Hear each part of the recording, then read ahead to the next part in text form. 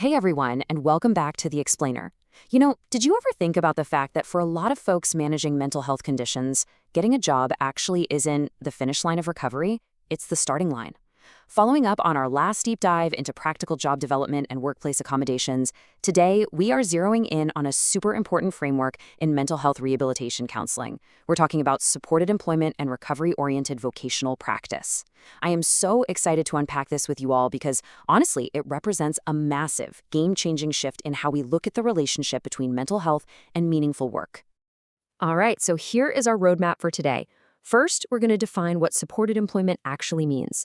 Then we'll unpack the core philosophy behind recovery-oriented practice, dive into the specifics of the IPS model, see how it all comes together in the real world with Daniel's story, and finally look at the crucial role of the rehabilitation counselor. Okay, let's dive right into our first section, defining supported employment as a totally new paradigm. So, historically, the whole rehabilitation system kind of operated on this really flawed premise of just waiting. The old school approach told individuals with disabilities that they had to achieve complete 100% symptom remission before they could even think about going back to work. And, that often meant putting people in segregated, isolated work environments, totally cut off from the general public. But modern rehab counseling completely rejects that idea. Today, it's all about inclusion. Instead of treating a job like some prize you only get when your symptoms perfectly vanish, we now recognize that work itself is this active, vital engine that actually drives the recovery process forward. So what is supported employment exactly? Well, at its core, it's a set of highly individualized services designed to help people with disabilities get, and just as importantly, keep competitive employment right in their own local communities.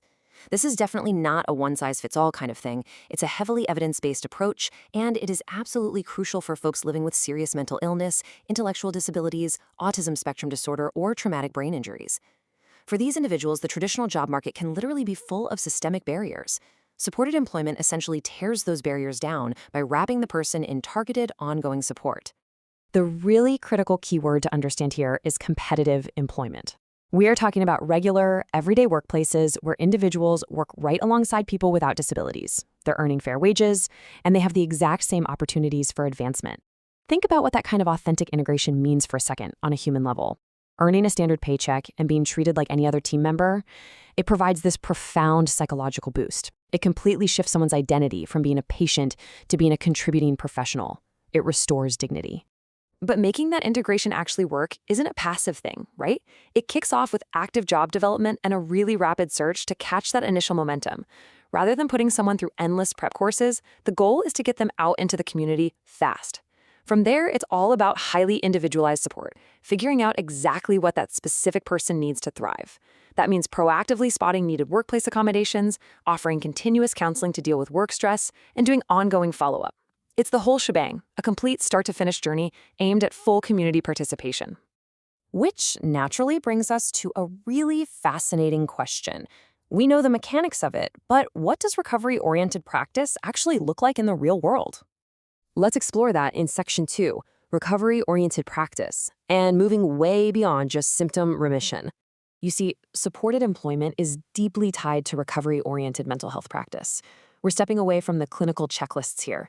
The entire focus of care shifts toward hope, empowerment, self-direction, and really leaning into a person's inherent strengths.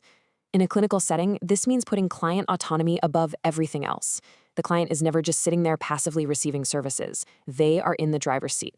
They actively participate in decisions about their own career goals, the types of work environments they actually want, the accommodations they feel they need, and mapping out their whole vocational path.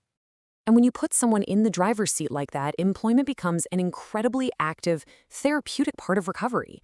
Even if an individual is still actively managing mental health symptoms, just going to work provides some massive tangible benefits. It builds a predictable structure and routine into the day, it creates financial independence, and honestly, perhaps most importantly, it builds those crucial social connections that actively fight off the deep isolation that so many people with severe mental illness face. Earning that paycheck and interacting with coworkers naturally boosts confidence and imparts a really powerful sense of purpose. I want to share this quote because it hits the nail right on the head. Setbacks do not equal failure. Recovery is often viewed as a nonlinear process. This is such a foundational, freeing concept in vocational rehab. I mean, real life happens, right? A client might hit a rough patch of instability, symptoms might flare up, or they might face a really triggering situation at work. Needing to take a mental health day or having a hard time with a new task does absolutely not mean they failed. It's completely normal. The counselor's job is to stand shoulder to shoulder with them during these dips, problem solving those challenges while fiercely holding on to hope and keeping those long-term goals in sight. So we've got the theory, and we've got this awesome, empowering philosophy. But how do we systematically put this into practice to make sure clients not only land these jobs, but actually keep them for the long haul? That brings us straight to the methodology in Section 3, the IPS model, which stands for Individual Placement and Support. IPS is pretty much the gold standard. It's one of the most rigorously researched and widely recognized supported employment models out there, designed specifically for individuals managing serious mental illnesses, things like schizophrenia, bipolar disorder, major depressive disorder, or PTSD. And it completely flips the traditional script by sticking to a few non-negotiable principles. First up, a strict focus on competitive employment. That means intentionally skipping those old sheltered workshops, because true confidence is built out in the real-world economy. Second is the rapid job search. No demanding that clients sit through 6 months of pre-employment classes. Instead, they start exploring real opportunities almost right away based on what they're actually interested in. Third, the services are relentlessly individualized. It's all about what the client prefers, not what a provider assumes they can handle. Fourth, and this is a big one, is seamless integration with mental health services. The employment specialist is actually on the exact same team as the psychiatrist and therapist. So if work stress spikes, the clinical team is right there to help manage it in real time. And finally, ongoing support. The help doesn't just vanish on day one of the new job. The counseling and problem solving continue indefinitely. Decades of research consistently prove that this integrated IPS model dramatically improves both outcomes and overall quality of life. All right, let's step away from the clinical jargon for a second and look at Section 4. Let's see how this actually plays out for a real person with Daniel's story. Meet Daniel. He's 30 years old and he's living with bipolar disorder. Like a lot of folks in his shoes, Daniel really wants to get back to work after a few years of being unemployed, but he is feeling incredibly overwhelmed by it all.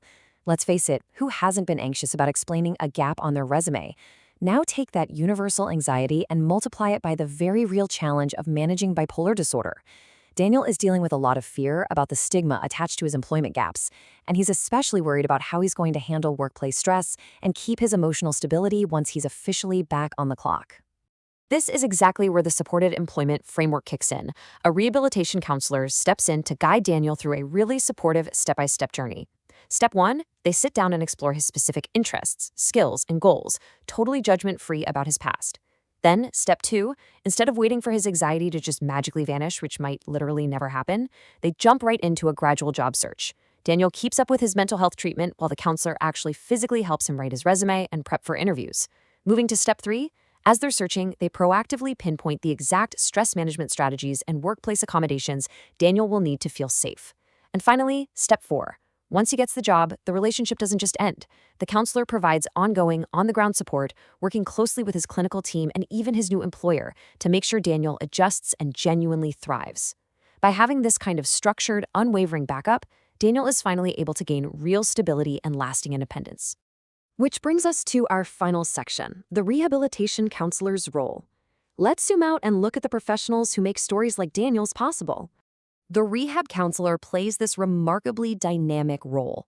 They are essentially the critical bridge that connects the clinical world of mental health treatment to the corporate world of employment. Their daily responsibilities are vast.